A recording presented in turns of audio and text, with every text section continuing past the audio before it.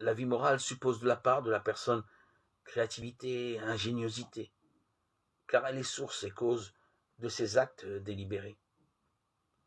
D'un autre côté, la raison puise sa part de vérité et son autorité dans la loi éternelle qui n'est autre que la sagesse divine elle-même. À la base de la vie morale, il y a le principe d'une juste autonomie de l'homme, sujet personnel de ses actes. La loi morale vient de Dieu et trouve toujours en lui sa source, à cause de la raison naturelle qui découle de la sagesse divine. Elle est en même temps la loi propre de l'homme. La loi naturelle, comme on l'a vu, n'est rien d'autre que la lumière de l'intelligence mise en nous par Dieu.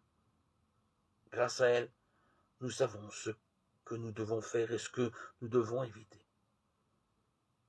Cette lumière et cette loi, Dieu les a données par la création. La juste autonomie de la raison pratique signifie que l'homme possède en lui-même sa loi reçue du Créateur. Toutefois, l'autonomie de la raison ne peut pas signifier la création des valeurs et des normes morales par la raison elle-même.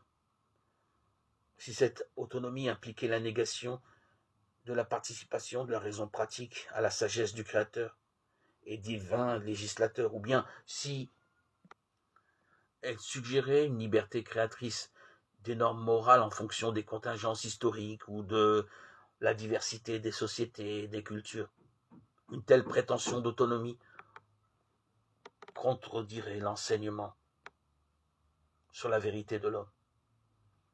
Ce serait la mort de la liberté véritable. Mais de l'arbre de la connaissance du bien et du mal, tu ne mangeras pas, car le jour où tu en mangeras, tu deviendras passible de mort. Genèse 2, 17.